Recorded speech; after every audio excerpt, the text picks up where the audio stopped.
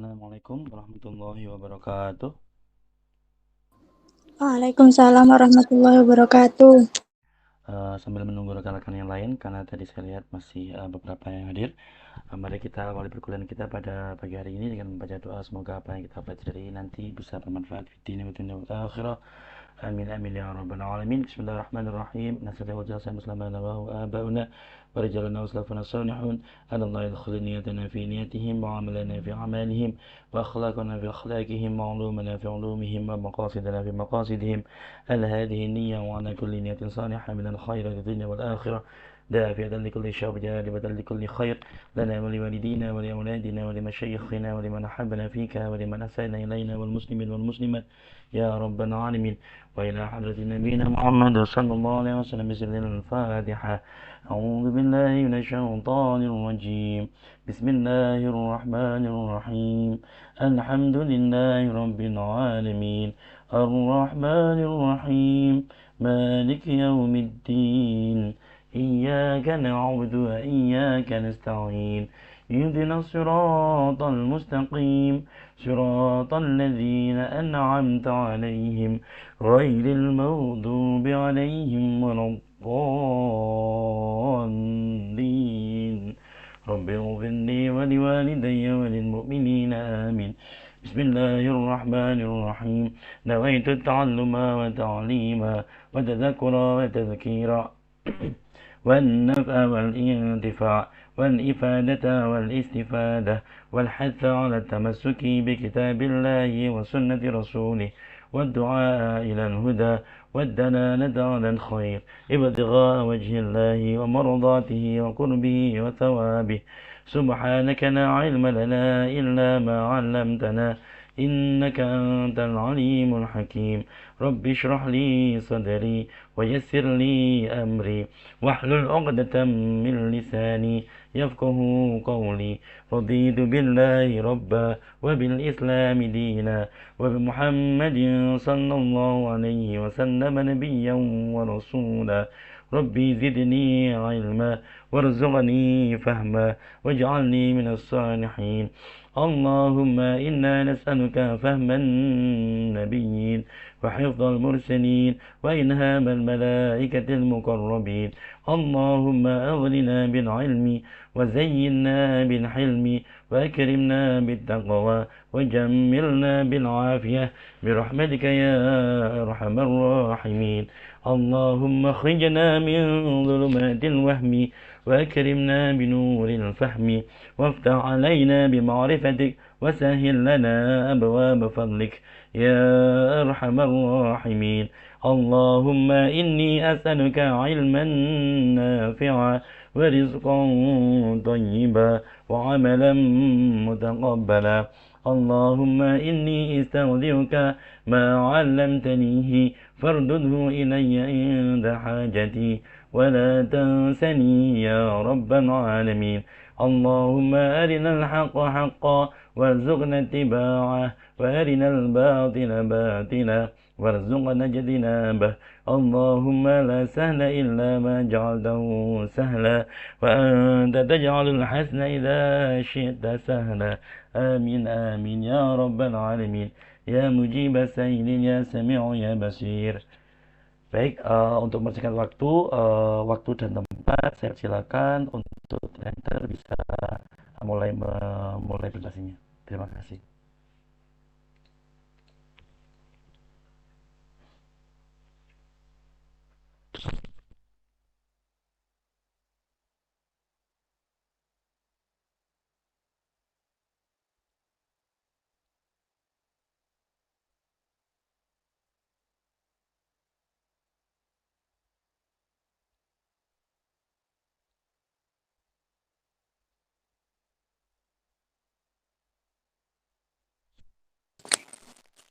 Assalamualaikum warahmatullahi wabarakatuh.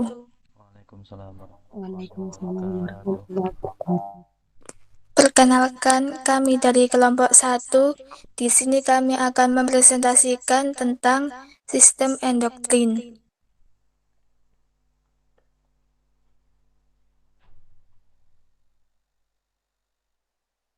Nah, sebelum kami menjelaskan tentang sistem endokrin. Di sini saya akan memperkenalkan anggota dari kelompok 1.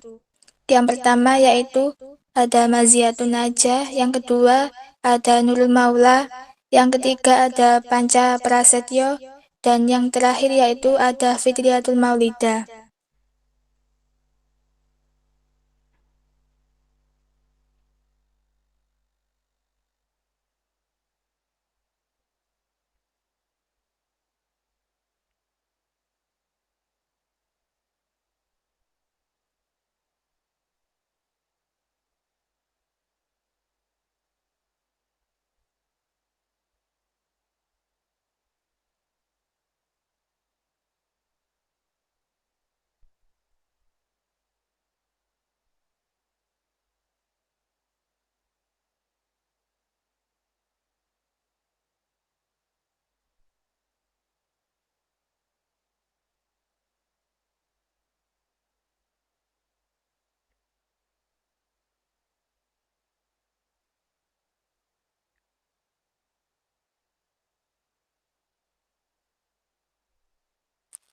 Baik, di sini untuk materi yang pertama akan dijelaskan oleh anggota kelompok lainnya.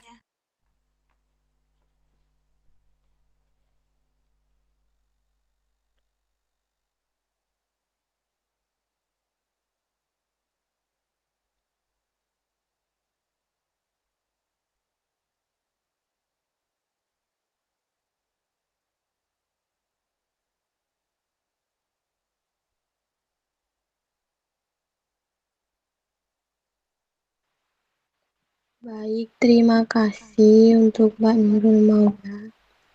Di sini saya akan mempresentasikan tentang pengertian sistem endokrin. Nah, di sini apakah teman-teman ada yang tahu enggak sistem endokrin itu? Nah, di sini pengertian dari sistem endokrin. Kelenjar endokrin merupakan kelenjar yang mengirimkan hasil sekretnya langsung ke dalam darah untuk diedarkan di jaringan. Nah, kelenjar ini tidak mempunyai saluran tetapi langsung mengeluarkan hormon ke dalam darah untuk mencapai seluruh sel darah dalam tubuh. Nah, jadi kelenjar endokrin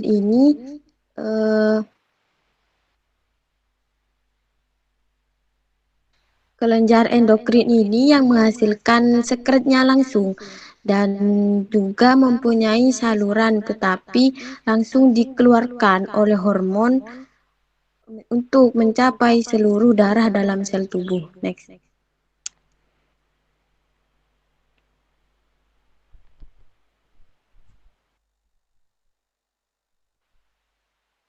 Yang kedua ada fungsi sistem endokrin.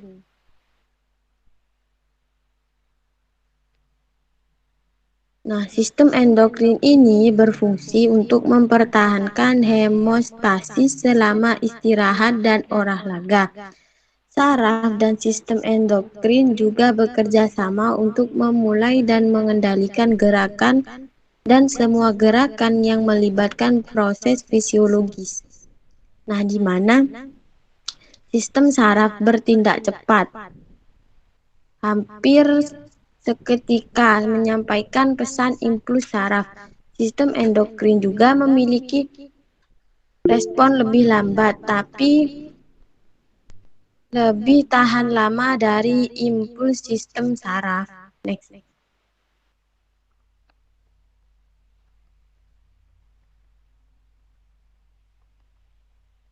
Di sini ada produksi hormon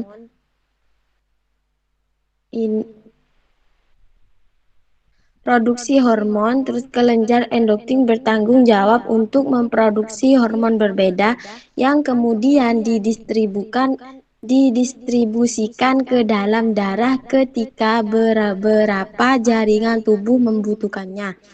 Yang kedua, mengontrol aktivitas, yang kemudian kelenjar endokrin yang bertugas mengendalikan aktivitas kelenjar di dalam tubuh.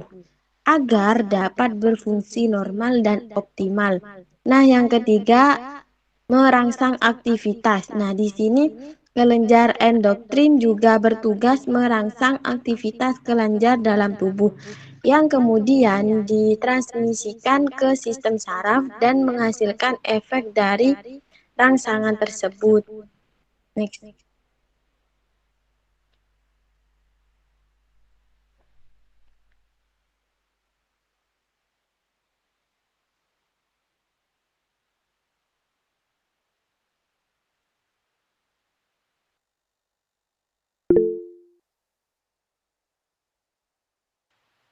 Next, Mbak.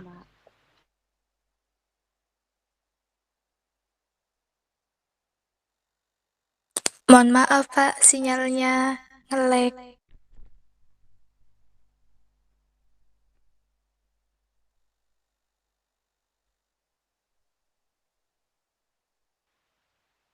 Nah, di sini juga ada fungsi hormon.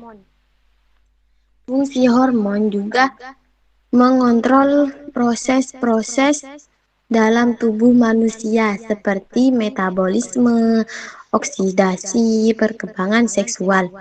Yang kedua juga menjaga keseimbangan fungsi tubuh atau homeostasis. Next.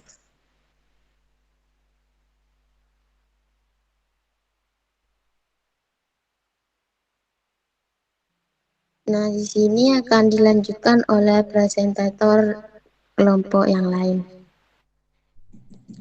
Baik, terima kasih untuk presentator pertama. Di sini saya akan melanjutkan presentasi dari presentator pertama, yaitu jenis-jenis kelenjar dalam sistem endokrin.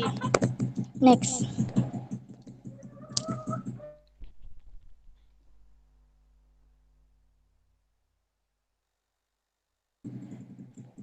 Jadi, jenis-jenis kelenjar dalam sistem endokrin itu ada banyak. Yang pertama, saya akan menjelaskan mengenai hipotalamus. Hipotalamus itu berasal dari kata hipo, yang artinya bawah. Yang mana hal ini menunjukkan bahwa hipotalamus itu terletak di bawah talamus otak. Nah, hipotalamus ini sebenarnya adalah bagian dari otak, tetapi juga mengeluarkan hormon. Beberapa hormon yang memberitahukan kelenjar hipofisis atau kelenjar pituitari, baik untuk mengeluarkan atau menghentikan mensekresi hormon tersebut. Hipotalamus juga menghasilkan hormon yang secara langsung mengatur proses tubuh. Jadi, kelenjar ini mempunyai banyak fungsi terkait dengan pengendalian atau regulasi tubuh.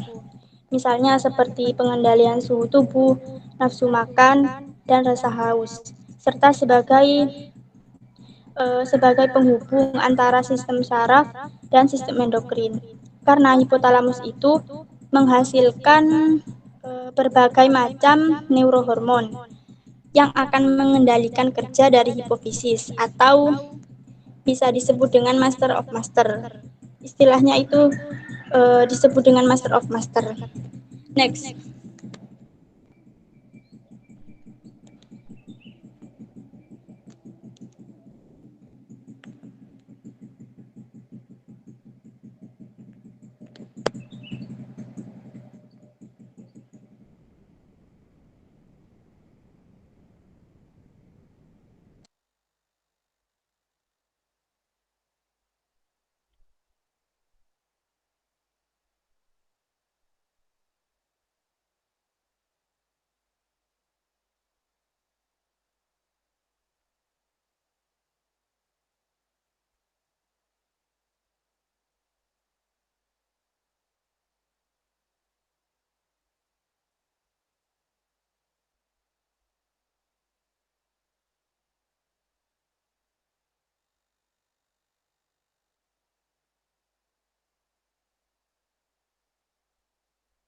Mohon maaf, Mbak, PPT-nya tidak terlihat.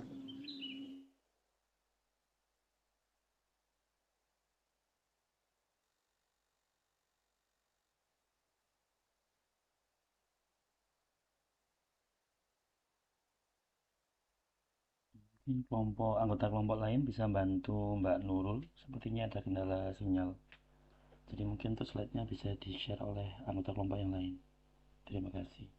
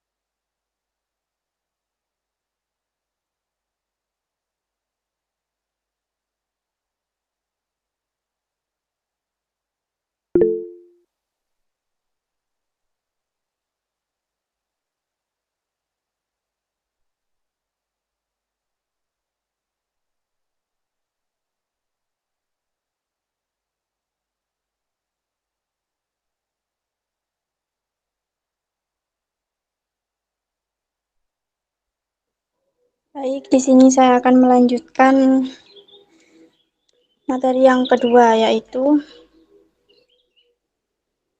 kelenjar hipofisis. Kelenjar hipofisis terletak di dasar otak besar.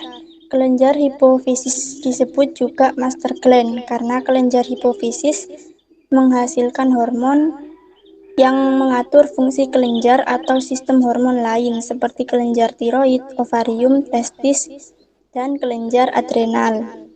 Jadi kelenjar hipofisis ini bisa disebut dengan kelenjar pituitari, yaitu merupakan kelenjar endokrin yang terletak di dasar hipotalamus yang bertugas untuk mengontrol kerja dari kelenjar lainnya. Maka dari itu, hipofisis ini dijuluki sebagai master of gland karena hipofisis ini dikendalikan oleh hipotalamus. Mungkin dari sini teman-teman bisa difahami terkait perbedaan keduanya.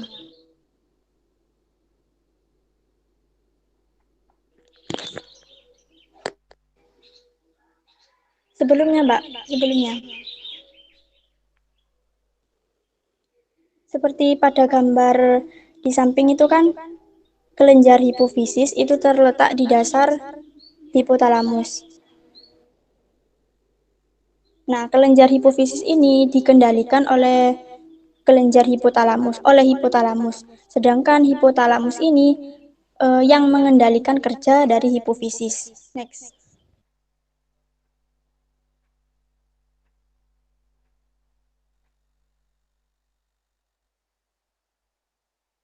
Kemudian masih sama dengan kelenjar hipofisis atau pituitari. Kelenjar pituitari ini seukuran kacang melekat pada hipotalamus oleh tangkai tipis. Kelenjar ini terdiri dari dua lobus seperti bola. Lobus posterior atau belakang menyimpan hormon dari hipotalamus, sedangkan lobus anterior, lobus depan itu mengeluarkan hormon hipofisis. Nah, kebanyakan hormon hipofisis ini mengendalikan kerja endokrin lainnya. Itu sebabnya hipofisis sering disebut master gland dari sistem endokrin. Sama seperti yang saya jelaskan sebelumnya, bisa dilihat pada gambar tersebut, kelenjar hipofisis ini bentuknya itu kalau digambarkan itu bentuknya seperti tetesan air gitu ya. Yang warna pink itu adalah kelenjar bagian belakang atau bagian posterior, sedangkan yang warna putih itu bagian depan, bagian anterior. Di mana ini kan dibagi menjadi dua lobus. Anterior ini tersusun atas sel endokrin yang kerjanya itu dikontrol oleh neurohormon yang dihasilkan oleh hipotalamus. Sementara posterior tersusun atas pemanjangan akson dan berfungsi mensekresikan hormon dari hipotalamus. Next. Kemudian kelenjar tiroid atau kelenjar gondok. Kelenjar tiroid ini terletak di kiri dan di kanan trakea, di daerah faring, dekat jakun pada laki-laki. Kelenjar ini menghasilkan hormon tiroksin, tridotironin, dan kalsironin. Hormon-hormon ini berfungsi mempengaruhi metabolisme sel, mempengaruhi pertumbuhan, dan mempengaruhi perubahan tiroksin. Jadi, kelenjar tiroksin ini terletak di bagian leher, seperti gambar tersebut bisa diperhatikan, tepatnya di bagian kartilago atau jakun pada laki-laki. Kelenjar tiroid ini terhubung dengan dua lobus yang saling berhubungan dan menyelimuti trakea. Jadi, yang warna biru itu adalah rawan gondok, sedangkan kelenjar tiroid ini yang menyelimuti daerah depan trakea, tetapi tidak sampai pada bagian belakang, hanya di depan saja. Karena di bagian belakang kelenjar tiroid ini terdapat endokrin yang berbeda, yaitu kelenjar paratiroid, yang akan dijelaskan oleh presentator berikutnya. Next.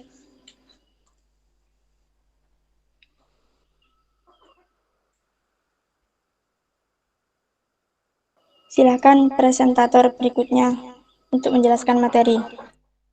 Baik, di sini saya akan melanjutkan dari presentator sebelumnya. Yang kelima yaitu ada kelenjar paratiroid atau kelenjar anak gondok. Nah, jadi kelenjar paratiroid ini adalah kelenjar yang menghasilkan hormon paratiroid yang berperan penting dalam mengatur kadar kalsium dalam darah. Jika kelenjar ini mengalami gangguan, maka akan berisiko mengalami berbagai masalah kesehatan. Nah, contohnya adalah gangguan tulang. Jadi kelenjar paratiroid ini letaknya ada di dada. Kemudian kelenjar paratiroid ini bentuknya itu yang bulat-bulat kecil ini kuning. Berada tepatnya di dada dekat jakun. Di atas kelenjar paratiroid ada kelenjar tiroid. Yang keenam yaitu ada kelenjar epifisis. Nah, sampai sekarang ini peranan kelenjar epifisis ini belum diketahui, karena kelenjar epifisis disebut juga kelenjar pineal. Kelenjar pineal ini adalah kelenjar di dalam otak yang berfungsi menghasilkan hormon melatonin. Nah, hormon melatonin ini berperan untuk menimbulkan kantuk dan mengatur irama tidur alami atau irama sirkadian. Nah, itulah sebabnya jika fungsi kelenjar pineal terganggu, maka dapat terjadi insomnia atau sulit tidur. Nah, jadi kelenjar epifisis ini letaknya di otak. Kemudian kelenjar epifis ini menghasilkan hormon melatonin yang berperan untuk menimbulkan rasa kantuk dan mengatur irama tidur alami. Jadi rasa kantuk itu ditimbulkan oleh kelenjar epifisis. Kemudian jika fungsi kelenjar pineal terganggu, maka dapat terjadi insomnia atau susah tidur. Biasanya kalau orang insomnia itu adalah kelenjar epifisis yang terganggu. Yang ketujuh ada kelenjar timus. Nah, salah satu bagian penting pada tubuh manusia adalah kelenjar timus. Kelenjar ini berada di belakang tulang dada. Sering disebut juga sebagai pusat dari kekebalan tubuh, karena mempunyai fungsi yaitu memproduksi sel darah putih yang bekerja melawan pertumbuhan sel yang tidak normal, bakteri, dan lain-lain. Ini adalah letak bagian kelenjar timus. Kemudian di atasnya ada trachea. Nah, di nomor 8 ini ada kelenjar suprarenalis atau kelenjar anak ginjal. Nah, pada mamalia, kelenjar anak ginjal ini atau kelenjar adrenal atau kelenjar suprarenalis adalah kelenjar endokrin yang berbentuk segitiga yang terletak di atas ginjal. Nah, jadi yang warna kuning ini adalah kelenjar anak ginjal. Kelenjar tersebut terdiri atas dua bagian, yaitu korteks dan medula. Jadi ketika kelenjar ini diambil atau dibuka, dibedah, itu ada dua bagian, yaitu medula dan korteks.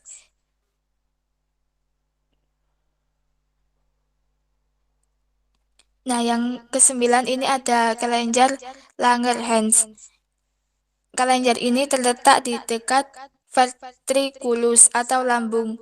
Kemudian kelenjar ini menghasilkan dua hormon, yaitu hormon insulin berfungsi untuk mengubah glukosa menjadi glikogen pada hati. Karenanya kadar gula darah akan menurun jika hormon tersebut mengalami gangguan. Next. Nah, untuk kelenjar yang 10 ini akan dijelaskan oleh presentator lainnya.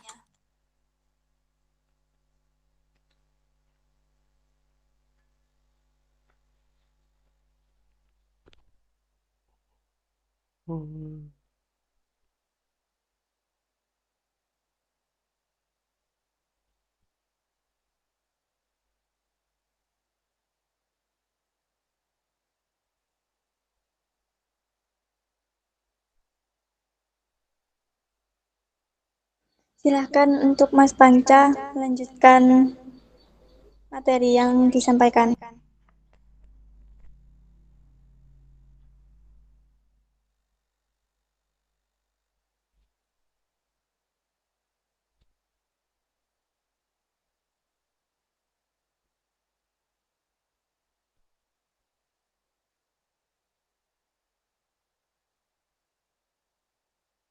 Baik, di sini saya akan melanjutkan presentasi dari presentator sebelumnya. Nah, yang 10 yaitu adalah kelenjar kelamin atau gonad. Nah, pada bagian ini kelenjar kelamin dibagi menjadi dua, yaitu pada pria dan wanita. Yang pertama yaitu kelenjar kelamin pria. Kelenjar kelamin pria ini adalah testis, mempunyai fungsi yaitu menghasilkan sperma, hormon androgen, dan hormon testosteron. Yang kedua ada kelenjar kelamin wanita, yaitu berupa ovarium yang menghasilkan hormon estrogen, hormon progesteron, dan sel telur atau ovum. Kelenjar kelamin wanita ini mempunyai fungsi estrogen yaitu untuk merangsang pertumbuhan dinding uterus, yaitu mendorong perkembangan dan pemeliharaan karakteristik seks sekunder betina. Nah, ini adalah gambaran kelenjar pada wanita dan pada laki-laki. Nah, jadi kelenjar pada wanita ini terletak pada ovarium.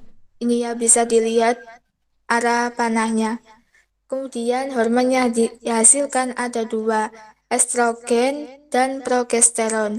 Estrogen ini mempunyai fungsi untuk mempertahankan pembentukan ovum dan ciri-ciri kelainan sekunder.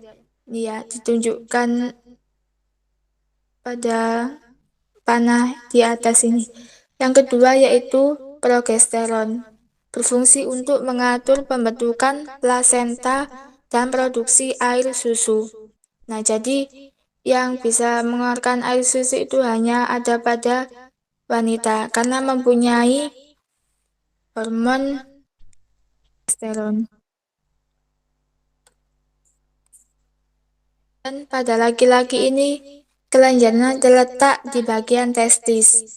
Hormon yang dihasilkan yang terpenting yaitu testosteron.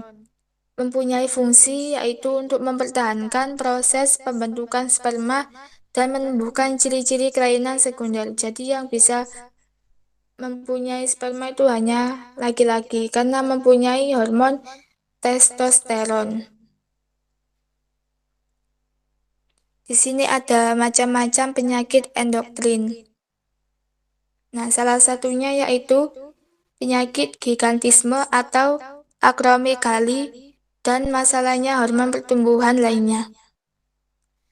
Nah, di sini gigantisme dan akromegali adalah penyakit langka yang menyebabkan pertumbuhan menjadi tidak normal.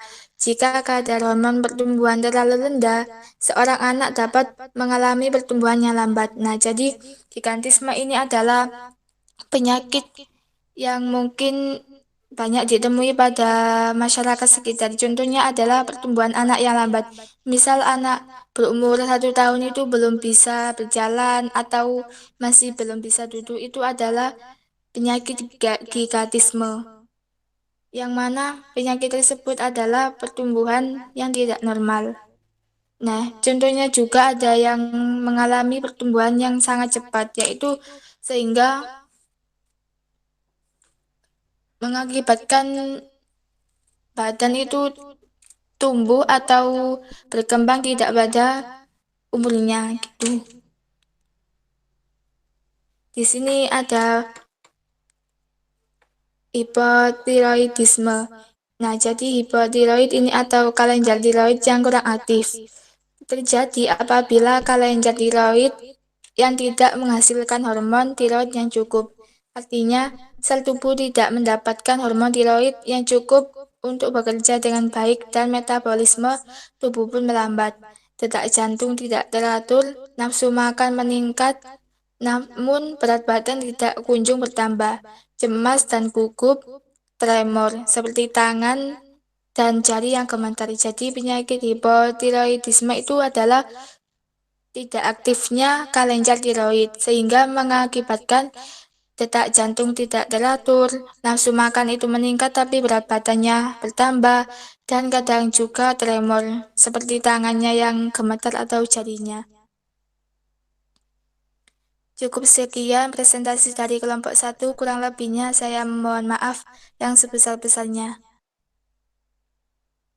Mungkin di sini ada yang ditanyakan dari materi yang pertama ini mungkin belum difahami.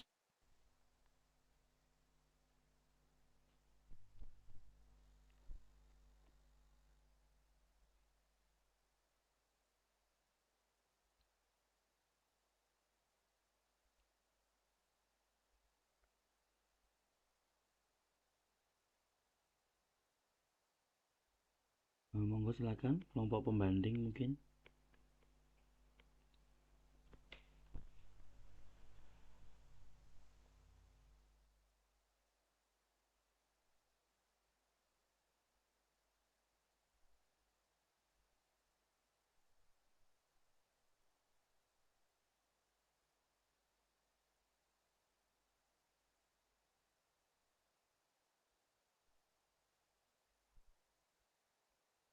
Langsung lanjut ke kelompok 2 apa pertanyaan dulu?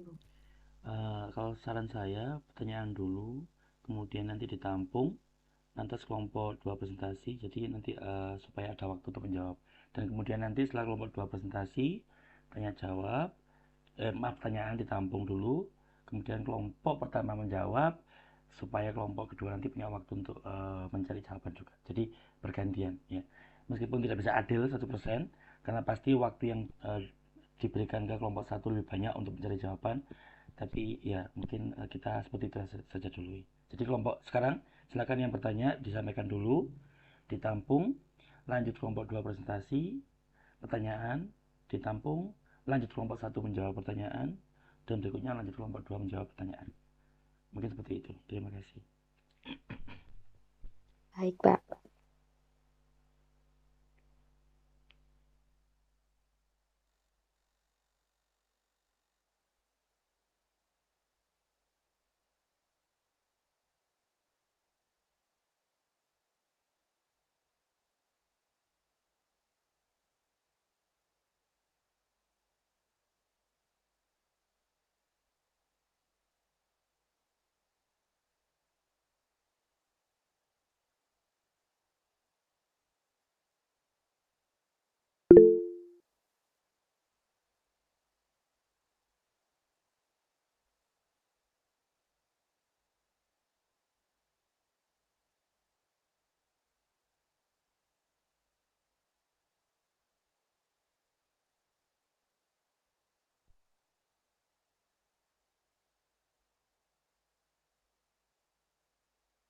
Oh, kalau pertanyaannya disampaikan lewat pesan, kalau begitu mungkin bisa langsung kelompok 2 lanjut presentasi nih.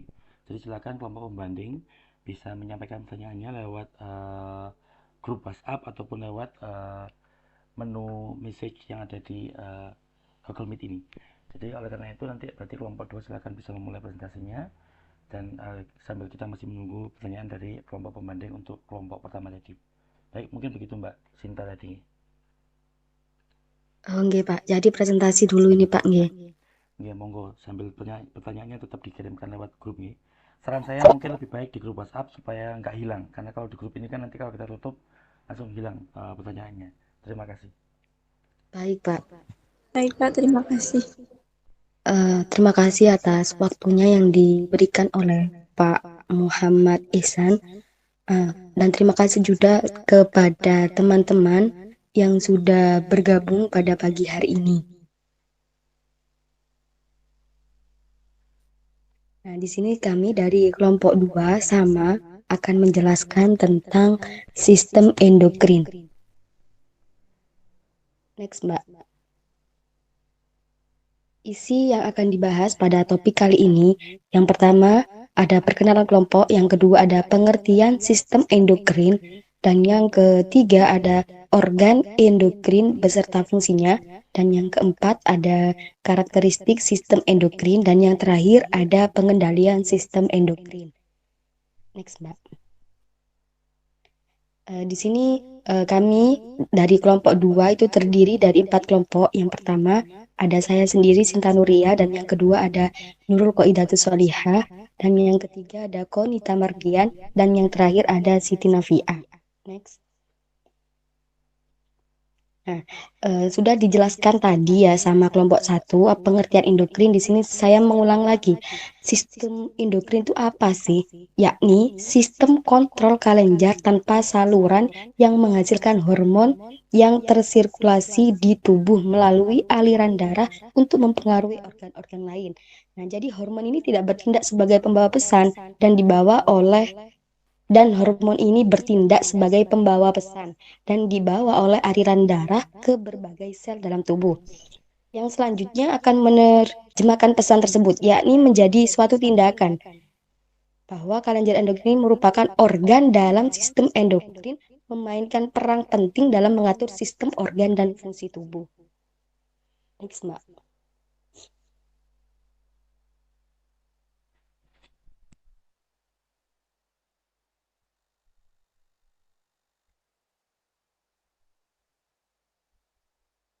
Nah, hormon-hormon yang dihasilkan oleh kelenjar endokrin ini berperan dalam mengatur berbagai fungsi dan sistem organ seperti metabolisme, yang kedua ada proses tumbuh kembang, dan yang ketiga ada pubertas, serta mengontrol gula darah, terus ada tekanan darah dan denyut jantung. Nah, sistem endokrin ini tidak memasukkan kelenjar eksorin seperti kelenjar ludah, ada kelenjar keringat, dan kelenjar-kelenjar lain dalam saluran gastrointestis. Terus, next, Mbak.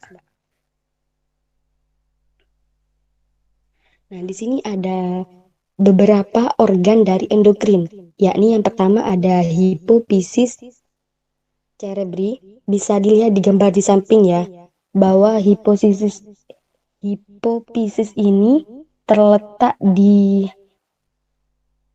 bisa di zoom kan Mbak ya, itu loh yang warna hijau itu nggih, bisa dilihat. Nah, itu terus yang kedua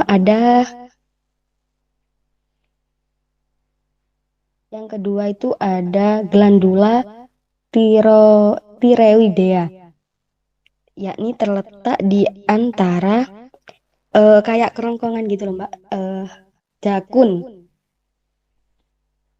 Dan yang ketiga ada glandula paratheroidea yang terletak antara itu. Jadi yang sampingnya itu tiroidea dan yang sampingnya lagi ada paratheroidea. Dan yang keempat ada timus. Timus itu bisa dilihat hijau. Nah, itu ya, itu disebut timus. Dan yang kelima ada pankreas yang terletak di antara seperti kayaknya sih lambung ya Mbak. Yang keenam ada glandula suprarenalis yang terletak di glandula itu Mbak ya, sampingnya yang tadi. Dan yang ketujuh ada testis dan yang terakhir ada ovarium. Bisa dilihat sendiri nih. Mungkin untuk lebih jelasnya lanjut next.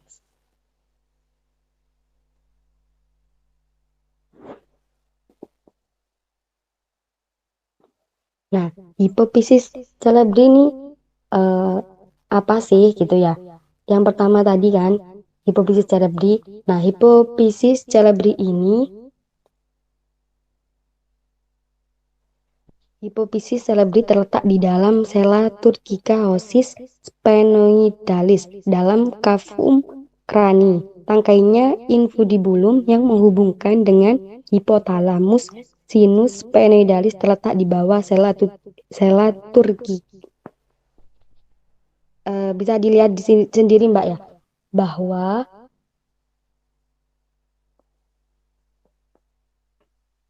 hipofisis dan korpus itu terletak di antara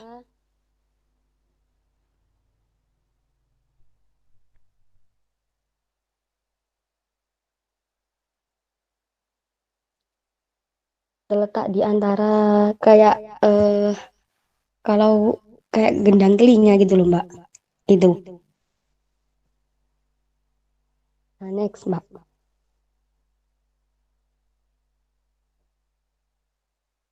Nah, selanjutnya kelenjar hipofisis ini disebut juga master of gland atau kelenjar pengendalian karena menghasilkan bermacam-macam hormon yang mengatur kegiatan kelenjar lain.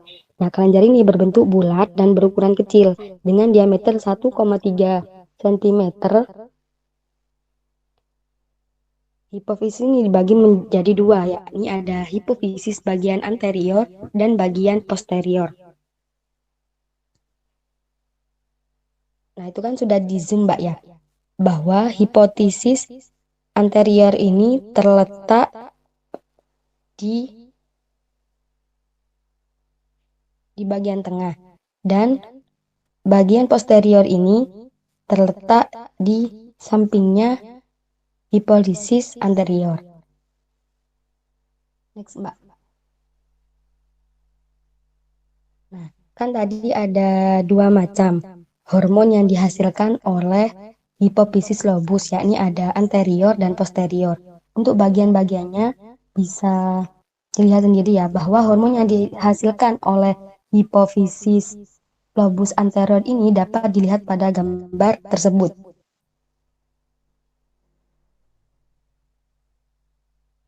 Next Mbak. Nah, di sini ada beberapa macam-macam fungsi hormon yang dihasilkan kelenjar hipofisis lobus anterior dan gangguannya. Yang pertama ada hormon somatotropin atau STH, hormon pertumbuhan atau GH. Nah, fungsi dari hormon tersebut yakni merangsang sintesis protein dan metabolisme lemak serta merangsang pertumbuhan tulang dan otot.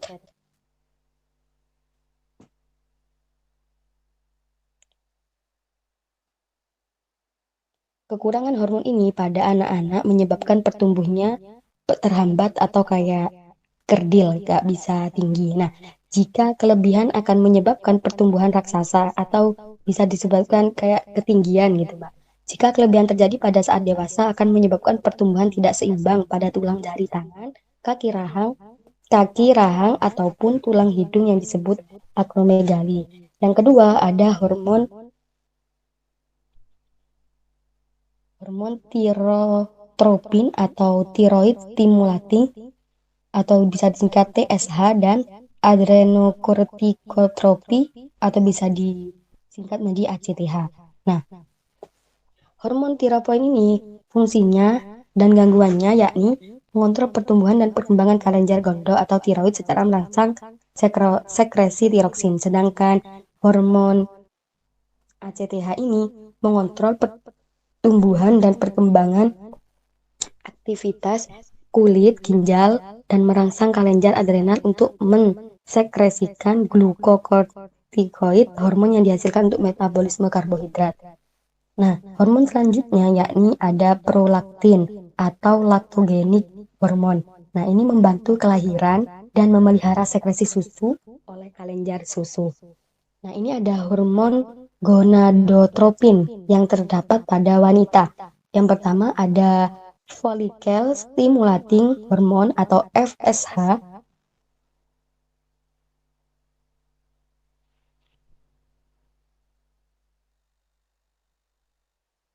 Dan yang kedua ada luteinizing hormone yang disebut yang singkatannya LH. Yang pertama, hormon folis FSH ini merangsang pematangan folikel dalam ovarium dan menghasilkan estrogen. Dan yang kedua, ada LH mempengaruhi pematangan folikel dalam ovarium dan menghasilkan progesteron. Next, Mbak. Oh, belum. Untuk hormon yang terdapat pada pria yakni hormon gonadotropin ada dua juga. Yang pertama ada FSH yang merangsang terjadinya spermatogenesis atau proses pematangan sperma.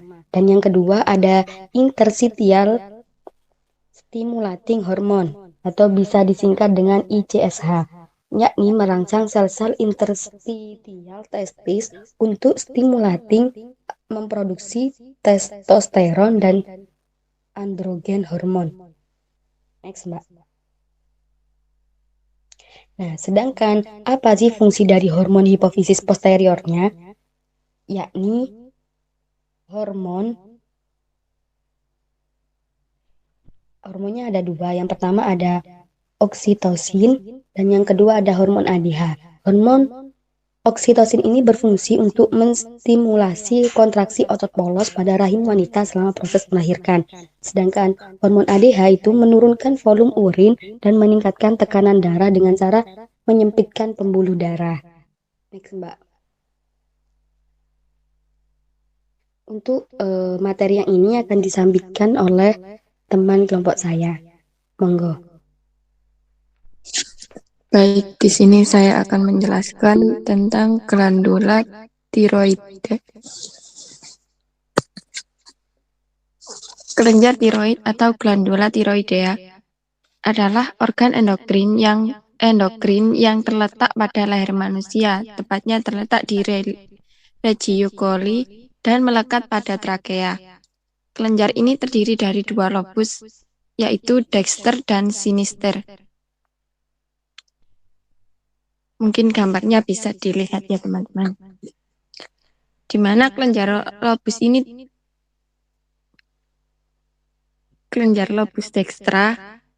dexter terletak di sebelah kiri, yang seperti kacang hijau itu loh.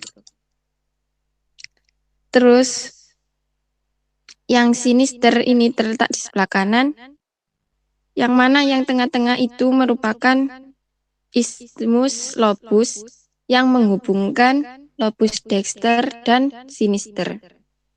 Next.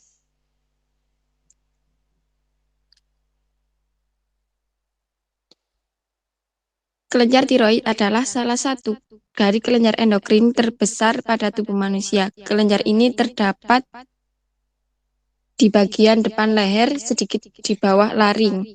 Kelenjar ini berfungsi mengatur kecepatan tubuh membakar energi, membuat protein, dan mengatur sensitivitas tubuh terhadap hormon lainnya. Jadi, kelenjar tiroid ini terletak di leher manusia, tepatnya di bawah laring dan melekat pada trakea. Kelenjar tiroid ini mengeluarkan dua hormon penting, yaitu triodotironin atau T3 dan tiroksin atau T4.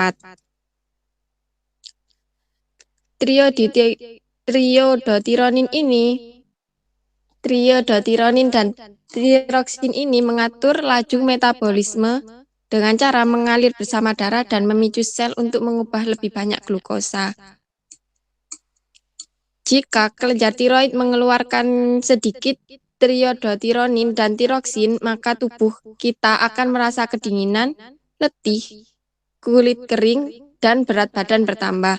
Begitupun sebaliknya, jika tiroid menghasilkan banyak triodotironin dan tiroksin, maka tubuh akan berkeringat, merasa gelisah, dan berat badan berkurang.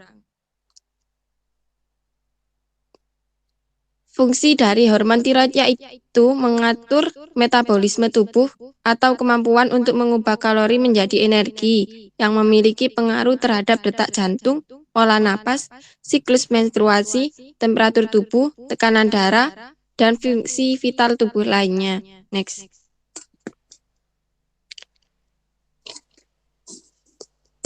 Selanjutnya ada jenis-jenis penyakit tiroid. Yang pertama, hipotiroidise, yang mana kondisi ini ditandai dengan kadar hormon T3 dan T4 ini terlalu sedikit. Kan tadi sudah saya jelaskan, jika kadar triodotironin dan tiroksin ini terlalu sedikit, maka tubuh akan kedinginan, lelah, depresi berat, dan berat badan naik. Sedangkan sebaliknya, jika tiroid ini menghasilkan banyak triodotironin dan tiroksin, maka tubuh akan berkeringat, gelisah, dan berat badan berkurang. Nah, itu dinamakan hipertiroidisme. Next. Selanjutnya ada glandula paratiroid. Glandula ini terletak pada dorsal bawah lobus glandula tiroid. Berbentuk bulat sebesar kacang kedelai, berwarna lebih gelap dibandingkan glandula tiroid.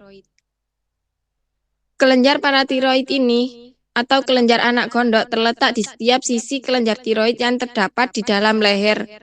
Kelenjar ini berjumlah 4 buah yang tersusun berpasangan yang akan menghasilkan hormon pada tiroksin di mana masing-masing melekat pada bagian kelenjar tiroid. Next. Glandula paratiroid ini merupakan kelenjar penghasil hormon paratiroid yang berperan penting dalam mengatur kadar kalsium dalam darah. Kelenjar ini terdiri dari glandula paratiroid superior dan glandula paratiroid inferior. Mungkin bisa dilihat gambarnya, yang bawah itu merupakan glandula paratiroid inferior dan yang atas merupakan glandula paratiroid superior. Next. Fungsi kelenjar paratiroid yaitu mengatur pelepasan kalsium dari tulang ke aliran darah, mengendalikan penyerapan kalsium dari makanan atau minuman pada saluran pencernaan, merangsang pembentukan vitamin D pada ginjal, meningkatkan penyerapan kalsium di ginjal dan mencegah ginjal membuang kalsium melalui urin, membuat ginjal mengeluarkan fosfat melalui urin, yang terakhir meningkatkan kadar magnesium dalam darah. Next. Selanjutnya yaitu timus. Timus adalah sebuah kelenjar yang terletak di depan dada yang mencapai berat maksimalnya saat manusia memasuki masa pubertas. Kelenjar timus ini merupakan kelenjar yang bertanggung jawab dalam pertumbuhan manusia. Kelenjar timus berperan dalam sistem endokrin dengan menghasilkan hormon yang mendukung kekebalan tubuh. Next. Karakteristik kelenjar timus. Kelenjar timus terletak di sepanjang rongga trakea di rongga dada bagian atas. Bisa dilihat gambarnya. Kelenjar timus ini memiliki 2 lobus, yaitu lobus dexter dan lobus sinister. Yang sebelah kiri merupakan lobus dexter dan yang sebelah kanan merupakan lobus sinister. Timus ini membesar sewaktu pubertas dan mengecil sewaktu dewasa. Jadi, kelenjar timus ini akan membesar jika kita remaja atau pubertas dan mengecil setelah kita dewasa. Hormon yang dihasilkan dari kelenjar timus ini yaitu hormon timosin, thymic humoral factor, thymic factor, dan thymopoietin. Next. Selanjutnya akan dijelaskan oleh presentator selanjutnya. Baik, terima kasih. Di sini ada beberapa fungsi dari kelenjar timus. Yang pertama bisa mengaktifkan pertumbuhan badan. Kemudian mengurangi aktivitas kelenjar kelamin. Menghasilkan timosin yang berfungsi untuk merangsang limfosit. Kelenjar timus berperan memproduksi hormon yang berfungsi dalam pematangan sistem imun, mengaktifkan pertumbuhan badan, dan mengurangi aktivitas kelenjar kelamin. Hormon timosin dan thymopoietin dihasilkan oleh sel-sel epitel pada kelenjar timus. Hormon tersebut menstimulasi sel-sel limfosit di seluruh tubuh untuk membelah dan mengembangkan kemampuan mengenali dan menyerang benda asing. Jadi hormon-hormon yang dihasilkan oleh kelenjar timus ini bisa mendukung sistem kekebalan tubuh dengan memproduksi sel darah putih yang biasanya disebut dengan sel T, yang tugasnya itu mendeteksi zat tertentu, benda asing, dan mikroorganisme yang dianggap berbahaya di dalam tubuh kita, lalu memproduksi antibodi untuk melawan mikroorganisme tersebut.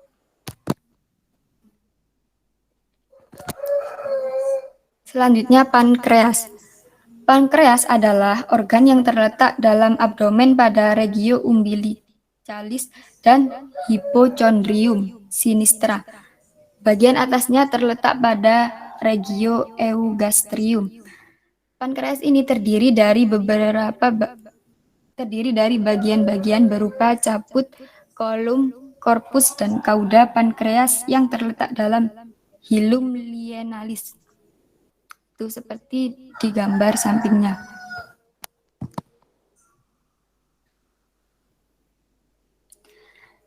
Fungsi pankreas ini terbagi menjadi dua, yaitu eksokrin dan endokrin. Sebagai kelenjar eksokrin ini, pankreas berfungsi menghasilkan enzim pencernaan yang membantu dalam pemecahan makanan dalam saluran pencernaan. Endokrin adalah kelenjar yang menyalurkan zat tertentu ke dalam peredaran darah. Jadi, fungsi kelenjar endokrin pada pankreas ini adalah untuk menghasilkan hormon insulin dan glukagon. Hormon insulin ini berguna untuk mengikat glukosa dari darah untuk dibawa ke berbagai jaringan di dalam tubuh agar bisa digunakan sebagai energi. Jadi pankreas ini mengeluarkan hormon ini itu untuk menurunkan glukosa darah ketika kadar darahnya mengandung terlalu tinggi glukosa. Selanjutnya glandula supranalis atau bisa disebut juga kelenjar suprarenalis. Kelenjar suprarenalis adalah kelenjar endokrin berbentuk segitiga yang terletak di atas ginjal. Kelenjar ini terletak di dalam abdomen pada kutub-kutub ren dan terdiri dari dua lobus dexter dan lobus sinister. Seperti di gambar, jadi kelenjar suprarenalis ini terdapat di atasnya ginjal, yang terdiri dari dua lobus dexter yang sebelah kiri dan lobus sinister yang sebelah kanan. Kelenjar suprarenalis atau disebut juga adrenal adalah sepasang organ yang terletak dekat kutub atas ginjal terbenam dalam jaringan lemak. Kelenjar ini ada dua buah berwarna kekuningan serta berada di luar peritoneal.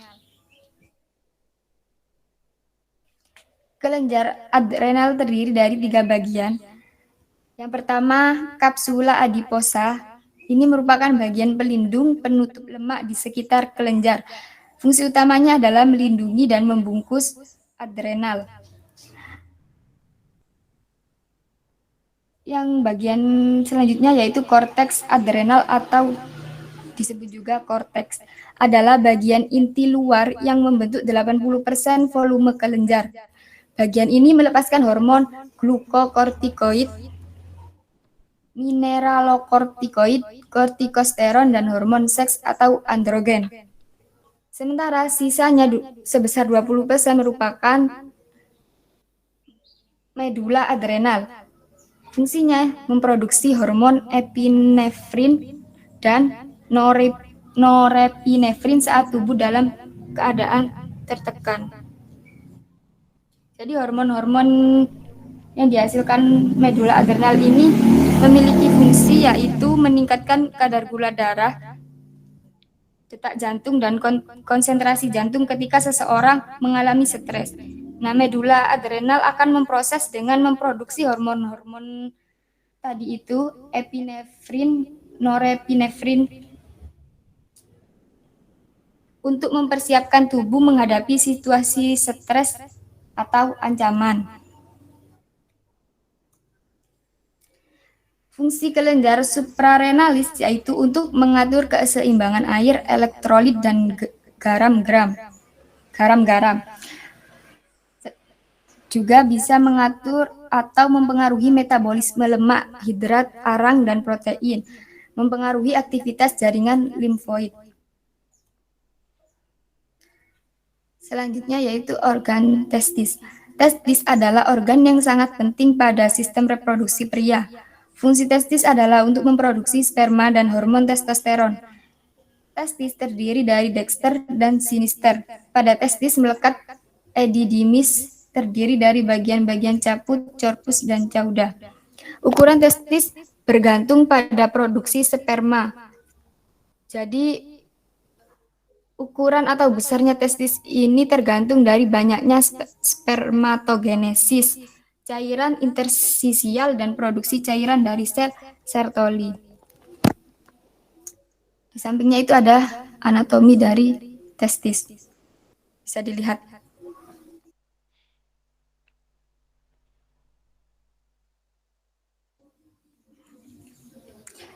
Selanjutnya yaitu fungsi dari testis. Fungsi testis ini menghasilkan dan menyimpan jutaan sel sperma setiap harinya yang nantinya dapat membuahi sel telur wanita jika terjadi ejakulasi saat berhubungan seksual. Kemudian memproduksi hormon testosteron, yaitu hormon yang meningkatkan libido, pembentukan massa otot dan massa tulang, serta metabolisme tubuh dan tingkat energi. Fungsi selanjutnya yaitu memproduksi hormon androgen yang berperan penting dalam fungsi seks dan reproduksi pria. Baik, selanjutnya akan dilanjutkan oleh kelompok saya, Nurul Qaidatus Sholihah. Monggo. Baik, terima kasih. Di sini saya akan melanjutkan presentasi dari Mbak Konita. Untuk selanjutnya yaitu organ ovarium. Ovarium adalah salah satu organ reproduksi pada wanita berukuran sebesar biji kenari yang berfungsi untuk memproduksi sel telur setiap bulan dari masa pubertas hingga menopause dan hormon. Hormon yang dihasilkan dari ovarium ini adalah hormon estrogen dan progesteron. Ovarium ini terdiri dari korteks dan medula sebelah dalam yang berisi pembuluh darah, limfoid, dan saraf. Gambar di samping merupakan gambar dari ovarium. Next. Selanjutnya yaitu struktur anatomi dan bagian ovarium. Yang pertama itu ada bagian permukaan. Bagian permukaan ini terletak di bagian paling luar dari ovarium yang terdiri dari epitel kuboid selapis atau epitel germinal. Yang kedua yaitu bagian korteks. Korteks ini merupakan bagian kulit ovarium yang terletak sesudah bagian permukaan atau di bawah epitel germinal. Korteks ini tersusun dari jaringan ikat longgar yang disebut dengan stroma dan juga merupakan tempat ditemukannya sel folikel dengan berbagai ukuran. Yang ketiga yaitu medula. Medula ini terletak di bawah korteks yang merupakan bagian tengah dari ovarium yang terdiri dari jaringan ikat dan banyak pembuluh darah atau juga yang biasanya disebut dengan hilus. Nah, gambar di samping itu merupakan gambar struktur anatomi dari ovarium di mana pada pada pada yang berwarna kuning itu merupakan korteks, sedangkan yang berwarna coklat itu medula atau hilus. Untuk permukaannya itu yang di luarnya. Next. Terus selanjutnya itu persarafan ovarium. Persarafan ovarium ini berasal dari plexus aorticus dan mengikuti perjalanan arteria ovarica. Di dalam setiap ovarium ini terjadi perkembangan sel telur atau yang biasanya disebut dengan oogenesis. Di dalam proses ini sel telur ini akan disertai dengan suatu kelompok sel yang disebut sel folikel yang perkembangannya itu dirangsang oleh FSH. FSH ini merupakan hormon yang dihasilkan oleh kelenjar hipofisis yang pada hormon FSH ini dapat menghasilkan estrogen seperti yang telah dijelaskan oleh presentator pertama yang ada pada tabel tadi. Next. Selanjutnya yaitu fungsi ovarium. Fungsi ovarium ini terbagi menjadi dua. Yang pertama yaitu fungsi reproduksi dan yang kedua yaitu fungsi endokrin. Untuk fungsi reproduksi yaitu sebagai perkembangan sel telur yang terjadi di dalam ovarium disertai dengan kelompok sel yang bernama sel folikel. Yang kedua yaitu sebagai perkembangan oogonium menjadi oosit terjadi sejak masa embrio. Fungsi reproduksi yang ketiga yaitu sebagai tempat tumbuh embrio jika sel ovum itu berhasil dibuai oleh sel sperma. Sementara jika sel sperma itu tidak berhasil membuai sel ovum, maka wanita itu akan mengalami menstruasi, yakni dinding endometrium luruh bersama sel ovum yang tidak berhasil dibuai. Untuk fungsi endokrin adalah sebagai kelenjar endokrin yang dalam hal ini dapat menghasilkan hormon estrogen dan progesteron. Hormon estrogen ini adalah hormon yang mempunyai peran penting dalam perkembangan seksual dan reproduksi pada wanita. Fungsi dari hormon estrogen ini adalah sebagai perangsang perkembangan organ seks sekunder seperti pertumbuhan rambut kemaluan dan ketiak serta juga payudara, mengatur siklus menstruasi dan juga mengendalikan pertumbuhan dinding juga berperan penting dalam pembekuan darah dan pembentukan tulang. Jadi hormon estrogen ini berfungsi sebagai perangsang perkembangan organ seks sekunder seperti pertumbuhan rambut pada kemaluan, pada ketiak, dan perkembangan payudara, serta dapat mengatur siklus menstruasi. Sementara hormon progesteron ini termasuk salah satu dari hormon golongan steroid. Hormon ini mempunyai fungsi utama yang berhubungan dengan siklus menstruasi, perkembangan embrio, dan kehamilan. Next. Untuk selanjutnya yaitu karakteristik sistem endokrin. Meskipun setiap hormon adalah unik dan mempunyai fungsi dan struktur tersendiri, namun semua hormon itu mempunyai karakteristik. Berikut hormon disekresi dalam salah satu dari tiga pola berikut. Yang pertama yaitu sekresi diurnal, yang kedua yaitu pola sekresi hormonal pulsatif dan siklis naik turun sepanjang waktu tertentu. Nah, pola sekresi hormonal pulsatif dan siklis ini merupakan pola yang menyebabkan adanya siklus menstruasi pada manusia setiap bulannya. Yang ketiga yaitu pola tipe sekresi hormonal yang ketiga. Hormon ini mempunyai fungsi dependen dan independen. Pelepasan hormon dan satu kelenjar itu sering merangsang pelepasan hormon dari kelenjar lainnya.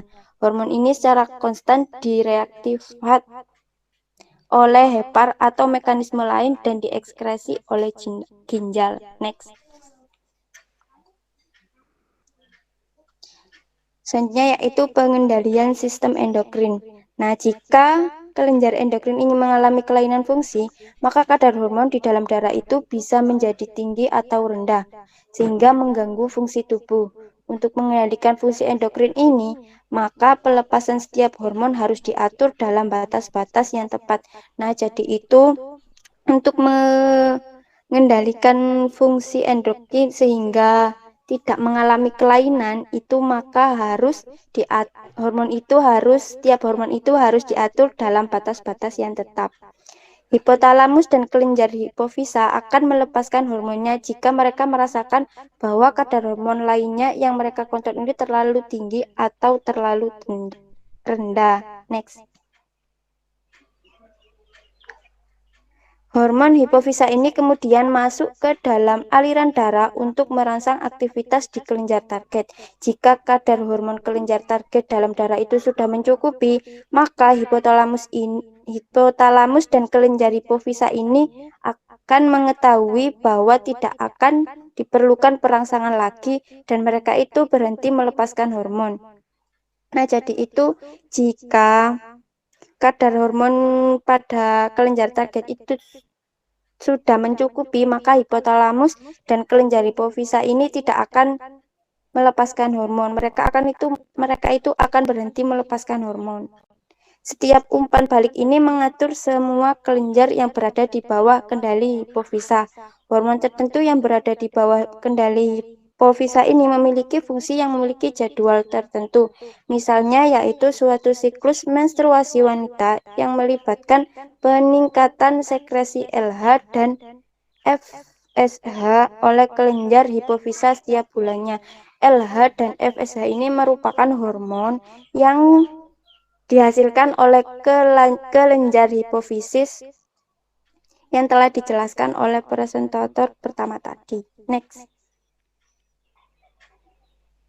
Nah, mungkin itu saja yang bisa kami jelaskan. Mungkin ada kurangnya, mohon maaf. Apabila ada yang mau ditanyakan, monggo. Atau ada yang kurang jelas, bisa ditanyakan.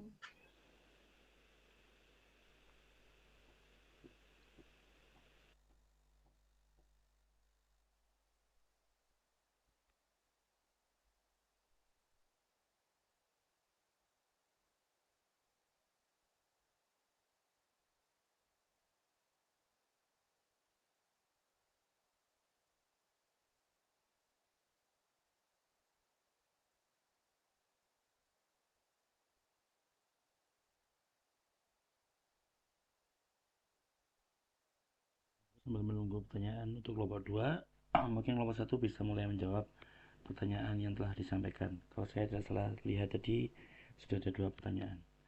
Jadi monggo waktu dan layar bisa diambil alih oleh moderator kelompok 1. Terima kasih.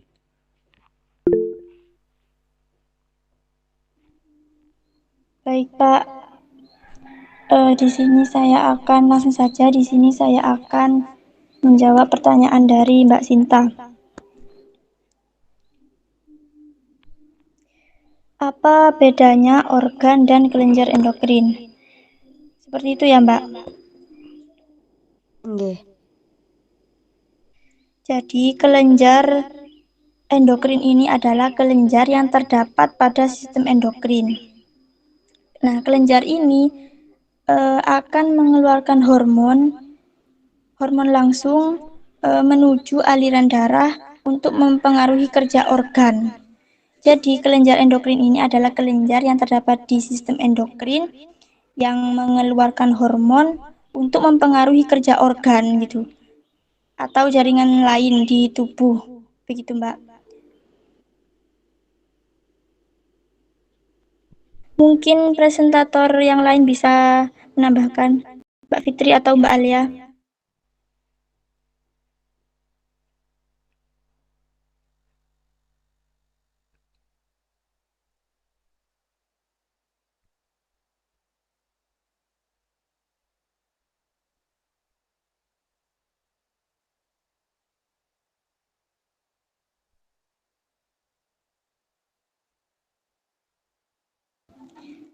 Bagaimana Mbak Sinta? Berarti organ dan kelenjar ini memiliki kesamaan, Mbak. Soalnya di presentasi saya organ itu organ dalam endokrin kan itu ada beberapa tadi. Nah, sama dengan kalender yang disebutkan oleh kelompok 1 tadi. Jadi saya ingin tahu gitu loh. Kok hampir sama, ada timus, ada glandula, seperti itu.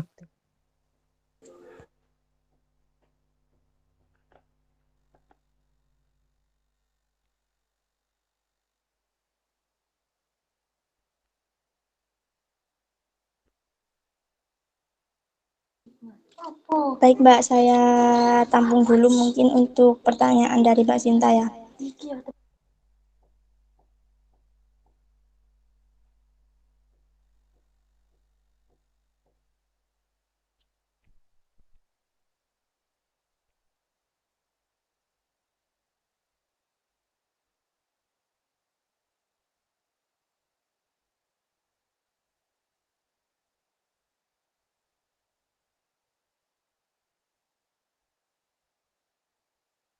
Mungkin saya bisa menjawab dari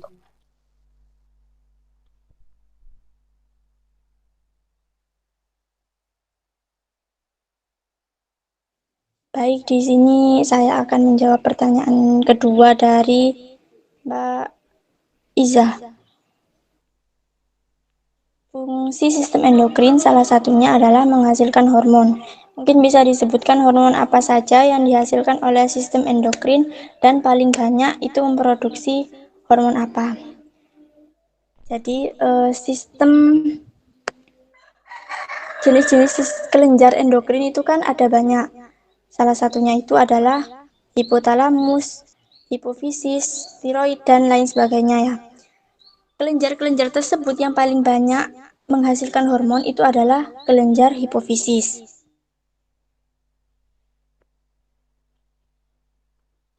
Kemudian kelenjar hipofisis ini dalam sistem endokrin itu terdiri dari banyak hormon.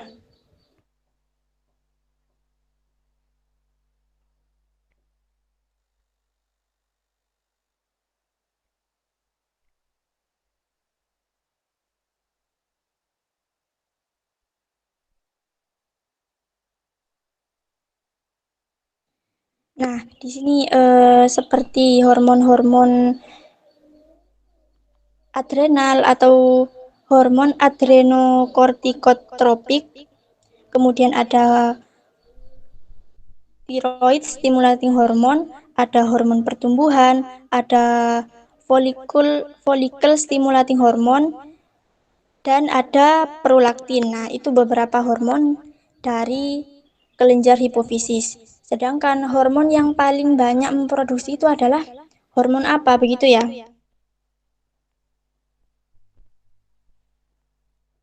Jadi, hormon yang paling banyak memproduksi itu adalah hormon pertumbuhan atau biasa disebut dengan GH. Kenapa hormon ini? Karena hormon ini berperan terutama itu untuk menjaga volume dan kekuatan yang cukup dari kulit, otot, dan tulang. Selain itu, hormon pertumbuhan ini juga berperan meningkatkan fungsi perbaikan dan memelihara kesehatan dari otot, jantung, paru-paru, hati, ginjal, persendian, persarafan tubuh, dan otak. Jadi hormon pertumbuhan ini sangat mempengaruhi tubuh kita karena berhubungan dengan proses pertumbuhan itu tadi organ-organ yang ada di dalam tubuh kita. Begitu, Mbak. Mungkin Mbak Alia bisa menambahkan atau presentator yang lain.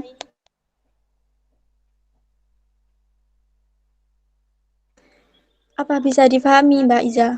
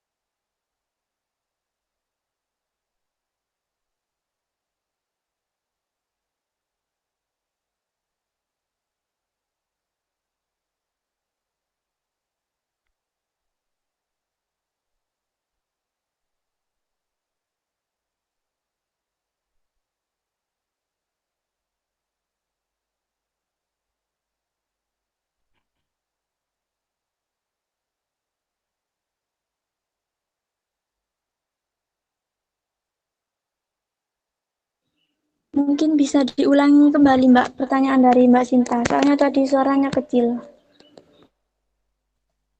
Jadi gini Mbak, kan tadi dari kelompok saya ya, itu menerangkan tentang organ yang terdapat pada endokrin. Nah, sedangkan organ dari endokrin ini sama, hampir mirip kayaknya Mbak, sama yang disebutkan dalam kalender endokrin untuk ngeten loh. Kelenjar endokrin itu sama yang disebutkan dengan kelenjar endokrin. Bagaimana Mbak? Gini loh Mbak, kan di kelompok saya itu kan ada organ endokrin. Nah, organ endokrin itu ada bagiannya sih, ada 8 kayaknya tadi, kayak glandula gitu, timus. Nah, kan di saya kan termasuk organ.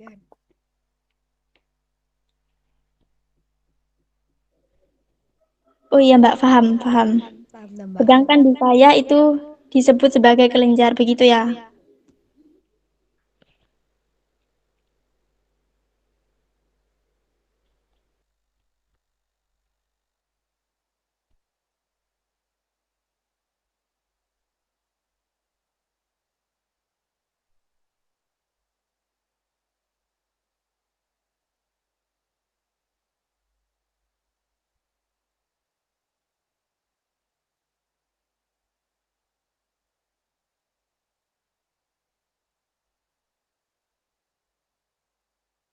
Izin di sini saya menjawab dari pertanyaannya Mbak Farah. Monggo Mbak, sambil menunggu kelompok 1 menjawab pertanyaan jenengan, silahkan jenengan jawab pertanyaan dari Mbak Farah dulu. Baik, saya akan menjawab pertanyaan dari Mbak Farah. Tadi Mbak Farah kan bertanya tentang glandula tiroidea yang mana kelenjar tersebut terdiri dari 2 lobus yaitu dexter dan sinister. Sebenarnya dexter dan sinister ini istilah untuk bagian kanan dan kiri dari kelenjar tersebut, Mbak. Jadi tidak ada fungsinya. Cuma istilah kanan dan kiri seperti itu, Mbak. Untuk fungsinya ya, fungsi dari keseluruhan glandula tiroidea yang sudah dijelaskan Mbak Sinta tadi itu fungsinya. Untuk dexter dan sinister ini cuma istilah kelenjar bagian kiri dan kanan. Seperti itu Mbak Farah. Apa bisa dipahami? Jadi dua lobus itu hanya istilah antara kanan dan kiri gitu kan Mbak? Iya, lobus dexter itu bagian kanan dan yang satunya itu sebelah kiri seperti itu, Mbak. Baik Mbak, terima kasih.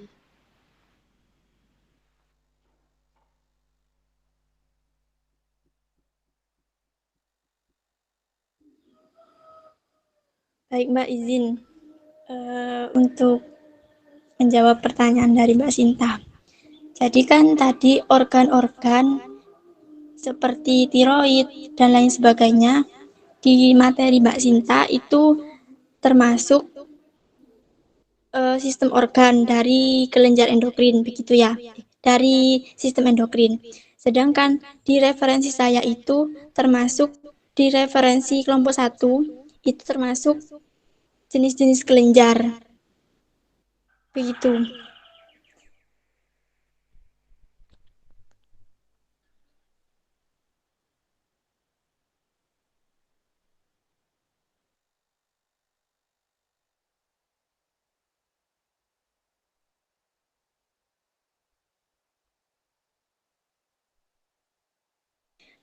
Mungkin teman-teman yang lain bisa menjelaskan. Sampun pun Mbak, kula pun ngerti.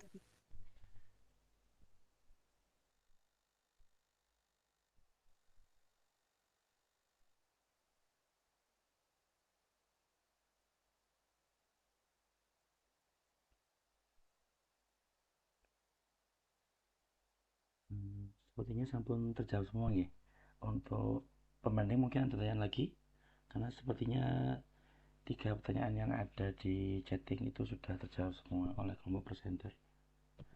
Jika memang iya, sepertinya bisa diakhiri presentasinya. Terima kasih, Mbak.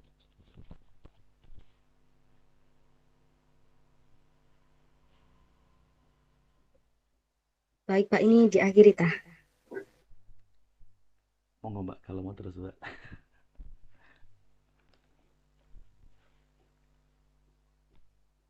Iya, monggo bisa diakhiri. Iya Bon.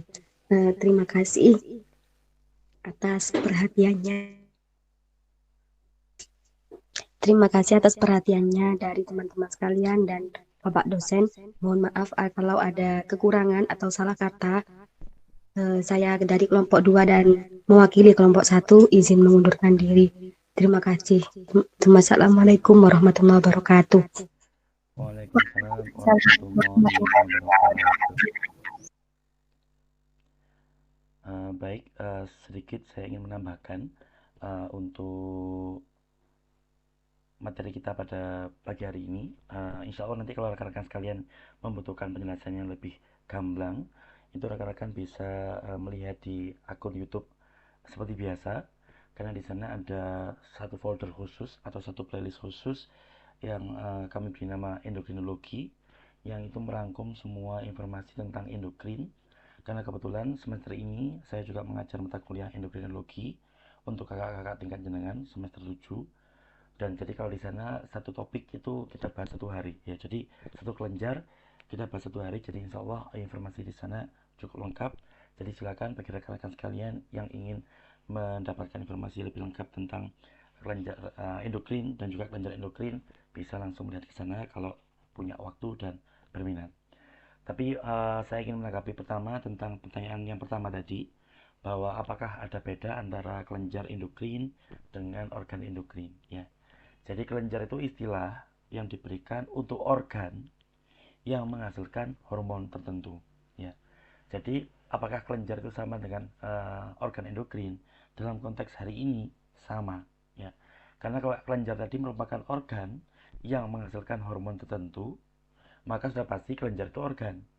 Nah, sedangkan organ itu apa? Organ itu kan definisi atau istilah yang diberikan untuk untuk sebuah struktur di tubuh kita yang tersusun atas beberapa jaringan ya. Kita tahu bahwa tubuh kita, unit terkecil penyusun tubuh kita adalah sel. Sel yang sama, banyak sel yang sejenis, nanti juga dibantu beberapa sel lain yang dari lain jenis, itu nanti bisa membentuk apa yang disebut sebagai jaringan. Jadi sel kemudian jaringan. Saya ulangi lagi, jaringan merupakan struktur yang terdiri atas beberapa sel, biasanya banyak, yang mana terdiri atas sel-sel yang sejenis ya. Jadi didominasi oleh sel tertentu yang meskipun nanti tidak hanya dari satu jenis, tapi ada beberapa jenis lain yang membantu juga, tapi seringkali tersusun atas satu sel yang beberapa sel yang sejenis. Contoh ya, ada sel kulit ya. Berarti sel kulit ini kalau nanti ada banyak sekali sel kulit, maka nanti dia disebut sebagai jaringan kulit. Meskipun sebenarnya di jaringan kulit itu tidak hanya terdiri dari sel kulit saja, ada sel-sel lain, ada sel saraf, ada sel-sel yang lainnya. Kemudian nanti ketika nanti dia menjadi jaringan satu dengan jaringan yang lain, membentuk struktur yang lebih kompleks lagi, lebih lengkap lagi, maka disebut sebagai organ. Jadi organ itu adalah sebuah struktur penyusun tubuh kita yang terdiri atas beberapa jaringan yang berbeda ya. Misalkan contoh ya, kayak tadi ada sel kulit bersatu dengan sel kulit lainnya yang jumlahnya banyak, maka bisa membentuk jaringan kulit. Jaringan kulit bertemu dengan jaringan saraf, bertemu dengan jaringan pembuluh darah dan lain sebagainya, bisa membentuk organ yang disebut sebagai organ kulit. Dalam konteks sekarang kita baca tentang endokrin, maka organ-organ yang menghasilkan hormon tertentu disebut sebagai kelenjar endokrin ya. Karena yaitu tadi. Jadi oleh karena itu keduanya adalah sama, karena organ itu hanya sekedar istilah yang digunakan, diberikan kepada bagian tubuh yang terdiri atas beberapa jaringan yang berbeda dan saling bersatu membentuk fungsi baru yang lebih kompleks. Itu kalau organ. Kalau kelenjar adalah organ tertentu yang memiliki kemampuan untuk menghasilkan hormon. Dan syaratnya hormon itu, teman-teman sekalian, hormon itu tidak punya saluran khusus. Jadi tidak ada istilah di tubuh kita itu saluran khusus untuk hormon. Oleh karena itu, karena nggak punya saluran khusus, atau tadi disebut oleh kelompok pertama, ductless, jadi dia memang tidak punya saluran khusus, sehingga untuk bisa menyalurkan ke tempat yang jauh, karena hormon itu harus dikirimkan ke tempat yang jauh. Ya. Jadi untuk bisa dikirimkan ke tempat yang jauh, maka dia perlu saluran yang bisa digunakan untuk mengirim. Karena dia tidak punya saluran sendiri, maka dia pinjem salurannya darah. Jadi hormon itu didistribusikan atau ditransportasikan lewat darah. Ya. Ada beberapa hormon yang bisa larut di air. Tubuh kita, darah manusia itu didominasi oleh air. Sehingga untuk bisa didistribusikan ke tempat yang jauh, maka hormon-hormon yang bisa larut di air tadi, ya udah tinggal masuk darah dan dialirkan. Tapi kalau ada beberapa hormon, ya misalkan hormon steroid, kemudian beberapa hormon lain, hormon itu nggak bisa larut di air. Karena apa? Karena sifatnya hidrofobik, atau dia benci dengan air, atau dia tidak bisa larut di dalam air. Ya. Kenapa? Karena biasanya bahan dasar hormon semacam ini itu dari lemak atau dari kolesterol. Nah, untuk hormon-hormon semacam ini, maka dia tetap didistribusikan lewat darah, namun dia perlu dibantu oleh protein lain yang namanya protein carrier. Yang protein carrier ini berfungsi untuk membawa hormon-hormon yang tadi tidak bisa larut di air, supaya bisa didistribusikan lewat darah, yang mana darah itu didominasi oleh air, oleh plasma. Maka hormon semacam ini perlu dibantu oleh protein lain, namanya protein carrier. Itu pertanyaan yang pertama. Jadi apakah kelenjar dengan organ sama? Jawabannya adalah sama, karena organ itu adalah istilah yang diberikan khusus untuk bagian tubuh yang terdiri atas beberapa jaringan yang berbeda, yang mereka semuanya bersatu membentuk fungsi baru. Contohnya kayak tadi, misalkan kalau kita sebut sebagai organ tiroid, maka organ tiroid itu sendiri kan tersusun atas beberapa sel-sel penyusun kelenjar tiroid. Sel-sel membentuk jaringan membentuk organ yang menghasilkan hormon tiroid tadi. Ada T3, T4, dan calcitonin dan sebagainya. Itu bedanya antara kelenjar dan organ. Pertanyaan yang kedua, organ endokrin atau kelenjar endokrin manakah yang menghasilkan hormon paling banyak? Benar tadi yang disampaikan oleh kelompok presenter. Seingat saya, sepengetahuan saya, dan berdasarkan informasi yang sudah saya ketahui sampai saat ini, benar bahwa memang kelenjar yang paling banyak menghasilkan hormon adalah kelenjar tiroid. Ya. Jadi kita tahu bahwa kelenjar tiroid itu bukan tiroid, kelenjar pituitari, yaitu kelenjar yang ada di bagian bawah otak kita, di bawahnya hipotalamus. Jadi tadi ada disebutkan hipotalamus. Hipotalamus berarti letaknya ada di bawah talamus, ya, di otak. Kemudian bawahnya ada hipotalamus, bawahnya lagi ada namanya pituitari. Ya. Kelenjar pituitari disebut sebagai master gland, atau kelenjar yang punya fungsi yang sangat penting, yang mana fungsinya itu termasuk bisa mengontrol aktivitas kelenjar-kelenjar yang lainnya. Karena dia mampu mengontrol atau mengatur aktivitas hormon-hormon lainnya, maka kelenjar pituitari disebut sebagai master gland. Tapi belakangan itu baru diketahui bahwa ternyata aktivitas kelenjar pituitari, atau nama lainnya adalah kelenjar hipofisis, itu ternyata berada atau dikontrol oleh yang lain. Apa? Yaitu hipotalamus, yang letaknya ada di atasnya. Ya. Jadi hipotalamus belakangan diketahui ternyata memiliki kemampuan untuk mengatur aktivitas daripada kelenjar pituitari atau kelenjar hipofisis. Oleh karena itu, hipotalamus saat ini dikenal sebagai dengan istilah master of master.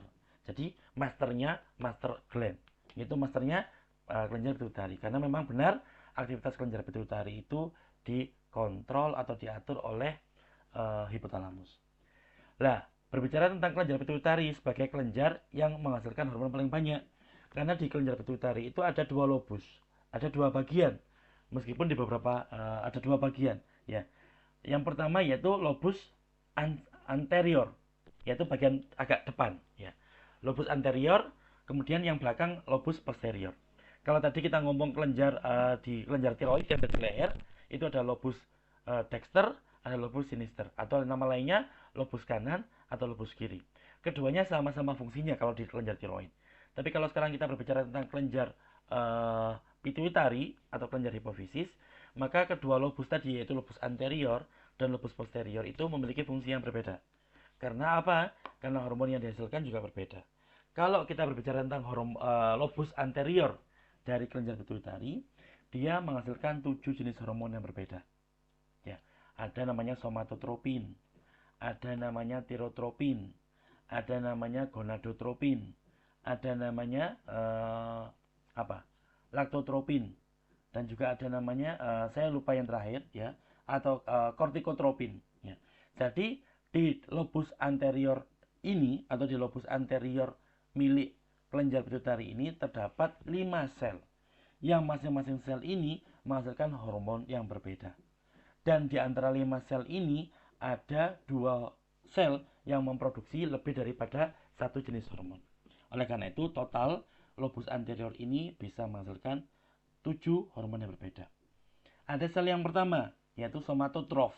Nama selnya namanya somatotrof. Dan hormon yang dihasilkan adalah somatotropin. Nama lainnya adalah human growth hormone atau hormon pertumbuhan. Jadi sel yang ada di lobus anterior ini berperan untuk mengontrol pertumbuhan seseorang. Ya. Jadi kalau ada seseorang yang terlalu tinggi, atau ada seseorang yang terlalu pendek atau cebol, atau ada seseorang yang tinggi badannya ideal, normal, maka itu merupakan pengaruh daripada kelenjar pituitari, khususnya lobus anterior. Kemudian ada sel lain, namanya laktotrof. Ya. Sel lain namanya laktotrof, maka sel ini menghasilkan hormon namanya laktotropin, atau sinonimnya adalah prolaktin. Hormon ini berperan untuk menginisiasi proses produksi air susu ibu ketika ibu baru saja melahirkan. Ya. Jadi itu. Gampangnya nama hormon itu adalah nama selnya ditambah pin. Nama selnya laktotrof, laktotropin. Nama selnya somatotrof, hormonnya somatotropin. Meskipun nanti setiap hormon tadi punya nama sinonim. Ya. Kemudian ada sel lain, namanya gonadotrof. Maka sel gonadotrof ini menghasilkan hormon yaitu gonadotropin. Ya, gonadotropin. Yang mana gonadotropin ini ada 2 jenis, yaitu follicle stimulating hormone dan luteinizing hormone atau LH. Yang pertama tadi FSH, yang kedua LH. Kedua hormon ini berperan penting untuk mengontrol proses reproduksi dan lain sebagainya. Ya. Kemudian jadi ini sel yang menghasilkan hormon lebih dari 1, yaitu gonadotrof. Ada lagi sel lain, namanya apa? Namanya tirotrof, ya, tirotrofin hormonnya. Dan yang lain ada kortikotrof, ada kortikotropin. Itu hormon yang dihasilkan oleh lobus anterior kelenjar pituitari. Dan di kelenjar ini, di kelenjar pituitari juga ada lobus posterior. Berarti letaknya agak ke belakang. Dia menghasilkan 2 jenis hormon. Ya. Kalau saya tidak salah, hormonnya adalah oksitosin dan ACTH. Ya. Oleh karena itu total kelenjar pituitari ini menghasilkan 9 hormon. Ya. Jadi paling banyak. Kalau tadi kita ngomong hormon kelenjar adrenal. Adrenal itu yang ada di ginjal. Karena ad itu singkatan artinya adalah di samping atau di dekat. Renal itu artinya adalah di ginjal. Berarti hormon adrenal ini, kelenjar adrenal itu memang kelenjar yang posisinya ada terdekat dengan ginjal. Kemudian ada kelenjar tiroid yang letaknya memang ada di sini. Ya. Jadi letaknya sebenarnya itu di bawahnya jakun. Ya. Kan kita semua punya jakun. Yang laki-laki perempuan punya jakun. Yang laki-laki namanya kalau di bahasa Inggris kan namanya adalah Adam's apple, ya. Jadi buah apelnya Adam. Karena mereka meyakini, orang Barat meyakini bahwa jakun itu adalah sisa dari buah holdi yang dimakan oleh Nabi Allah Adam zaman dahulu. Ya, jadi kita tahu kan orang Kristiani yang masih taat dengan Nabi Isa alaihissalam itu meyakini juga bahwa Nabi pertama adalah Nabi Adam alaihissalam. Tapi kalau di perempuan nama jakunnya itu nama jakunnya adalah Pomus adami. Ya, jadi beda nama antara jakun pada laki-laki dan pada perempuan kalau kita merujuk pada bahasa Inggrisnya. Letak kelenjar tiroid itu ada di bawahnya jakun dan di dekatnya trakea. Ya, jadi bukan di jakunnya tapi berada di bawah jakunnya. Lebih tepatnya bahwa dia itu berada di leher bagian bawah karena dia lehernya letaknya di bagian bawah, bukan leher bagian atas maupun bukan tengah, tapi lebih condong ke arah bawah. itu kelenjar tiroid. Kelenjar tiroid itu menghasilkan hanya 3 hormon, ya. Hormon tiroksin atau T3, T4 atau hormon triiodothyronin atau triiodothyronin atau T3. Di antara dua hormon ini, hormon T3 merupakan hormon yang paling aktif, ya, lebih aktif dalam makna aktivitas biologisnya. Mengapa kok hormon T3 ini sangat aktif? Karena hormon T3 ini di dalam tubuh itu seringkali ditemukan dalam kondisi single. Maksudnya apa? Tidak berikatan dengan protein lain. Beda dengan hormon tiroksin yang T4 tadi. T4 ini punya kecenderungan untuk berikatan dengan protein yang ada di darah, protein plasma. Maka protein yang semacam ini, yaitu hormon yang berikatan dengan protein lain, itu cenderung tidak aktif secara biologis. Karena dia ketika mau mengikat protein reseptornya, dia butuh waktu, butuh energi tambahan untuk bisa melepaskan diri dulu dari protein plasma, untuk kemudian baru mengikat protein reseptornya dan bisa menimbulkan fungsi. Nah, berbeda dengan T3, T3 itu seringkali ditemukan dalam kondisi tidak berikatan. Sehingga setiap kali ketemu dengan protein reseptornya, dia bisa dengan mudah untuk berikatan dengan protein reseptornya. Nah, jadi oleh karena itu disebutkan bahwa hormon T3 itu lebih aktif secara biologis dibandingkan hormon T4. Tapi kalau kita ditanya hormon manakah yang dihasilkan oleh kelenjar tiroid yang punya potensi untuk mengikat protein plasma lebih tinggi, maka jawabannya dibalik. Jawabannya adalah hormon T4. Karena tadi T4 punya kemampuan untuk mengikat protein plasma darah lebih tinggi dibandingkan T3. Tapi kalau kita ngomong konteks hormon manakah yang dihasilkan oleh kelenjar tiroid yang mampu memunculkan efek biologis lebih cepat, jawabannya adalah hormon T3. Mengapa? Karena T3 ini lebih mudah mengikat protein reseptornya dan kemudian nanti akan memunculkan efek-efek tertentu. Itulah bedanya antara T3 dan T4, dan juga ada hormon terakhir yang dihasilkan oleh kelenjar ini, yaitu kalsitonin. Ada juga kelenjar paratiroid yang letaknya ada di belakangnya kelenjar tiroid. Maka kelenjar ini hanya menghasilkan satu hormon, yaitu paratiroid hormon atau paratormon. Ya, jadi ada dua istilah yang sering digunakan. Yang paling mudah adalah paratiroid hormon. Dengan mudah kita tahu bahwa hormon ini dihasilkan oleh kelenjar paratiroid. Dan hormon ini juga berperan penting untuk meregulasi kadar kalsium di dalam darah. Kemudian, jadi kalau tadi ditanya manakah kelenjar yang paling banyak, ya tentunya masih kelenjar pituitari. Pertanyaan yang terakhir dari Mbak Lailatul Mufarrohah, jadi tentang kelenjar tiroid yang mana? Ya, jadi betul Mbak, kelenjar tiroid itu terletak di leher dan dia punya kelenjar kanan, lobus kanan dan lobus kiri. Ya. Kalau nanti kita ngomong kelenjar adrenal yang ada di ginjal, itu nanti ada bagian korteks, yaitu bagian luar, bagian medula, bagian dalam. Kalau tadi ngomong kelenjar pituitari, ada lobus anterior, yaitu bagian depan, dan lobus posterior, yaitu bagian belakang. Sekarang kalau kita ngomong kelenjar tiroid, itu kanan dan kiri. Hanya di kelenjar tiroid ini memang benar, di kanan dan kirinya tidak ada perbedaan signifikan antara fungsinya. Ya, jadi sama. Berbeda dengan nanti kalau kita ngomong tentang kelenjar adrenal, maka bagian korteksnya menghasilkan hormon dan bagian medulanya juga menghasilkan hormon, yang mana masing-masing fungsinya berbeda. Sama dengan tadi kelenjar pituitari yang pertama kali kita bahas, mereka lobus anterior juga menghasilkan hormon, totalnya ada 7, fungsinya berbeda dengan dengan fungsi dua hormon yang dihasilkan oleh bagian posterior daripada kelenjar pituitari. Ya, jadi mungkin itu tanggapan dari saya. Jadi insya Allah moga-moga bisa semakin membuat paham dan jelas. Karena tadi presentasinya juga sudah sangat jelas. Jadi terima kasih saya sampaikan kepada kelompok presenter yang telah menyiapkan materinya dengan sangat baik. Jadi untuk pekan depan silakan kelompok presenter mempersiapkan, ya. Kemudian untuk topiknya teman-teman jangan khawatir. Saya kemarin menyampaikan bahwa kalau bisa topiknya berbeda, pembagian subbabnya dibuat berbeda, semata-mata saya nggak mau jenengan kerepotan. Karena kalau jenengan menyiapkan materi dari awal sampai akhir, satu kelompok sendirian, pasti effort atau tenaga yang diperlukan lebih tinggi. Oleh karena itu saya punya strategi, mari dibagi, ya. Tapi kalau dengan dibagi justru membuat Anda menjadi lebih tidak siap, maka ya silakan kalau jenengan presentasi dengan topik yang sama. Dengan asumsi, dengan kita audien mendengarkan 2 kali presentasi, dengan 2 gaya presentasi yang berbeda, maka kita audien bisa lebih paham dengan topik yang disampaikan. Dan toh nanti di akhir, saya pun juga mungkin akan menambahkan beberapa hal yang saya nilai penting. Ya, jadi jangan khawatir, intinya silakan jenengan mempersiapkan presentasinya, nanti kemudian berusaha untuk menyampaikan presentasinya dengan baik, jelas, dan dengan detail ya, supaya audiens bisa memahami apa yang panjenengan sampaikan. Mungkin seperti itu saja. Monggo kalau ada pertanyaan bisa ditanyakan. Kalau tidak ada, mari kita akhiri. Saya beri waktu untuk bertanya kalau memang masih ada pertanyaan.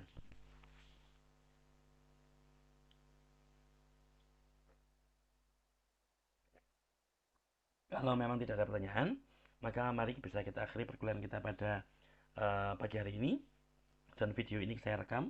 Jadi nanti insya Allah nanti malam teman-teman sudah, mohon maaf, nanti malam saya akan ada di jalan, jadi tidak bisa mengunggah.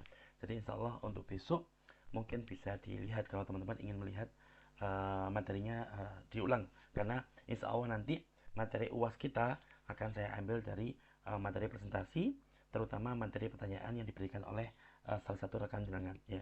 Jadi monggo untuk memperhatikan pertanyaan dan juga jawaban yang telah disampaikan oleh tim pembanding maupun tim presenter.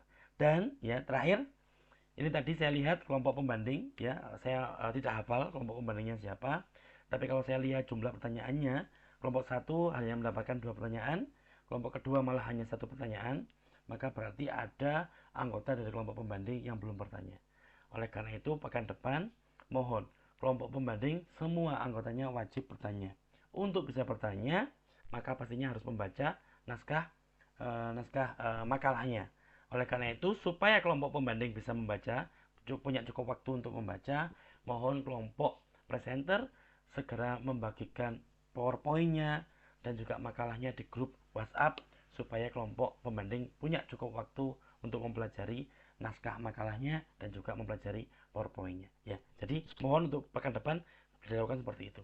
Terima kasih. Mari kita bisa akhiri perkuliahan kita pada pagi hari ini dengan membaca doa kafaratul majelis.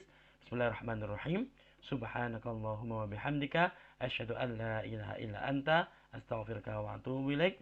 Saya akhiri. Wassalamualaikum warahmatullahi wabarakatuh.